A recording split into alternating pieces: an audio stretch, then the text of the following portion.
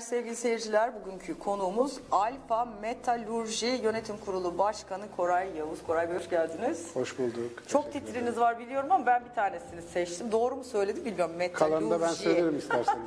Nedir metalurji? Oradan başlayalım mı?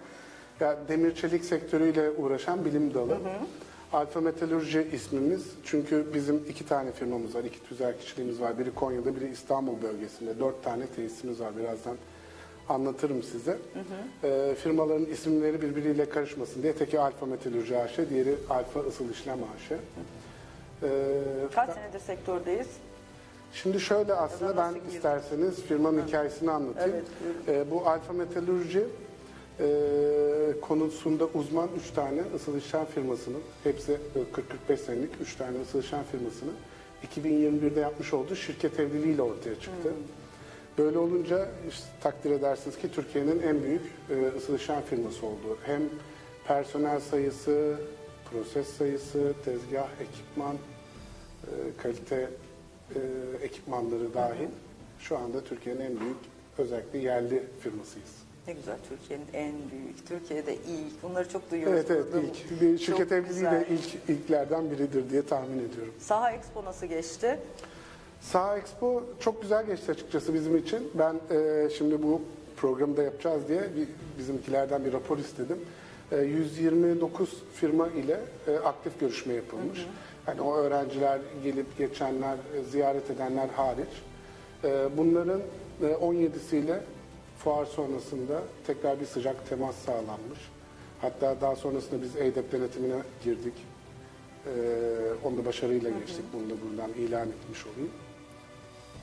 Başarılı olarak görüyorsunuz yani, değil mi? Yani istediğiniz verimi alabildik diyorsunuz Saha Expo'dan. Tabii. Biz şimdi açıkçası firma olarak zaten savunma sanayi başkanlığının tüm firmalarıyla, entegratörleriyle çalışıyoruz ama biliyorsunuz ki onlar çok büyük firmalar ve çok farklı departmanları var.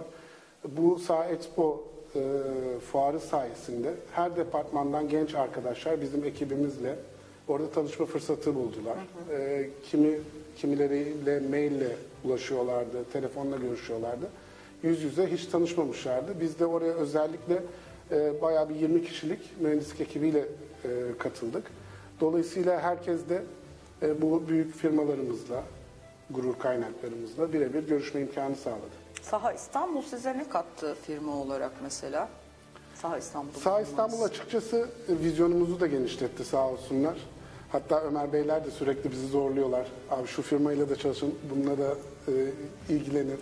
Hatta bizi şu anda tahmin ediyorum 4 tane yurt dışı fuarına gitmek için bayağı bir zorluyorlar. Zorluyorlar diyorum ama teşekkür ediyoruz aynı zamanda kendilerine. Saha İstanbul gerçekten sadece ısıl işlem için değil, bütün yan sanayiler için gelişmelerine çok rol oynayacak bir dernek. Isıl işlemin içeriği tam olarak nedir? Isıl işlem aslında bir şöyle diyeyim, çelik olmayan bazı alaşımlar. Bunların imalatından sonra dayanıklılığının ve mukavemetinin artması için yapılan bir proses. Bizim firmamızın özelliği de şu, bir diğer sektör temsilcilerinden ayrıştıran noktası. Biz 25 farklı prosesi aynı çatı altında yapabilmekteyiz. Bu aslında Türkiye değil, dünyada da bayağı az görünen bir olay. Özellikle yani savunma sanayi, havacılık özelinde söylersem de berilyum, titanyum, paslanmaz, süper alaşım dediğimiz bütün malzemeleri bir mevcut altyapımızla, hatlarımızla ısıl işleme sokabiliyoruz. Ve şu anda Türkiye'de bizden başka da bu işlemi yapan yok. Onun haricinde de bizim birçok farklı prosesimiz var. Havacılığı, savunma sanayini ilgilendiren indüksiyon, nitrasyon, vakum gibi. Bunlarda da gerçekten şu anda en genç ekipmana sahibiz.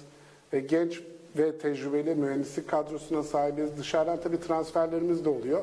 Bir de demin bahsettiğim gibi 40 senelik bir tecrübe var firmalarda. Buralarda yetişmiş genç arkadaşlarımız var. Hatta biz her zaman insan kaynaklarına da çok önem veriyoruz. Hem stajyerlere çok büyük şans tanıyoruz. Sürekli kapımız hepsine açık.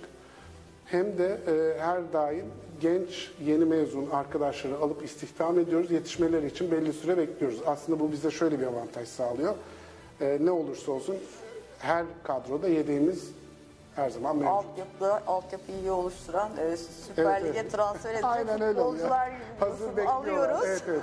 Küçük Ya çünkü yaşta farklı eğitiyoruz. tesislerimiz Güzel. de var. Onlara da transfer yapıyoruz. Ama çok güzel. Gençlere böyle bir fırsat sağlamanız çok önemli. Çünkü şunu soracağım. Şimdi bu işi yapmak isteyen genç arkadaşlarımız da bizi izleyecekler. Bu sektörde belki de heveslenecek olanlar vardır ama nereden başlamaları gerektiğini sizin gibi tecrübeli bir isimden duyarlarsa bence çok güzel olur.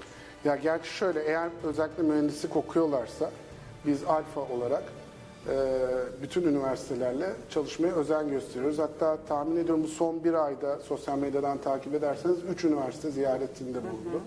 Bizim bütün üniversite öğrencilerine kapımız açık. Bunların böyle kendi dernekleri, birlikleri oluyor. Sürekli onları misafir ediyoruz, ağırlıyoruz, gezdiriyoruz, sunumlar yapıyoruz. Sonuçta biz de belki bir nebze de olsa ufuklarını açmaya yardımcı oluyoruz. Evet. Aynı zamanda ben İstanbul Sanayi Odası'nda meclis başkanlığında divan katip üyesiyim. Bizim Milli Eğitim Bakanlığı ile bir işbirliği protokolümüz var. İstanbul'da 41 tane meslek lisesi bizim Sanayi Odası ile birlikte çalışıyor bu protokol kapsamında. Hatta ben de Sanayi Odası'nı temsilen Kartal'da şehit öğretmen Hüseyin Ağarman Mesleki Teknik Anadolu Lisesi'nin protokol yönetim kurulu üyesiyim. Meslek lisesi öğrencilerine de Sanayi Odası olarak çok destek veriyoruz açıkçası. Bizim okullarımızdaki öğrencilerimizin stajyerleriyle benim gibi protokol yönetim kurulu üyesi, kısaca HAMI diyoruz biz buna. Hamilerimiz birebir ilgileniyor.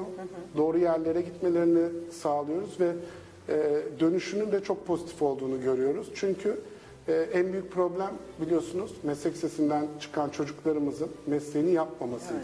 Evet, eskiden maalesef. işte AVM'lerde veya işte bir sürü biliyorsunuz şu anda ismini söylemeyeyim ayıp olur. Değişik yerlerde çalışıyorlar. Biz bunları mesleklerine yönlendirmek için çok uğraşıyoruz. Onun için de bütün sanayide buradan sesleniyorum. Gelen stajyerlerimize iyi bakalım. Onlara öğretelim, eğitelim, önem verelim ve onların meslek dışına kaçmasına engel olalım.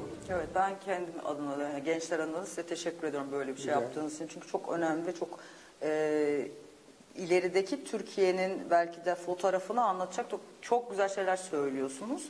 Keşke herkes sizin gibi davranabilse. Çok teşekkür ediyoruz. Ağzınıza sağlık, ayağınıza sağlık. Evet, sevgili seyirciler, bugünkü konuğumuz Alfa Metalurji Yönetim Kurulu Başkanı Koray Yavuz'du. Haftaya bir başka konukla tekrar karşınızda olacağız. Şimdilik hoşçakalın.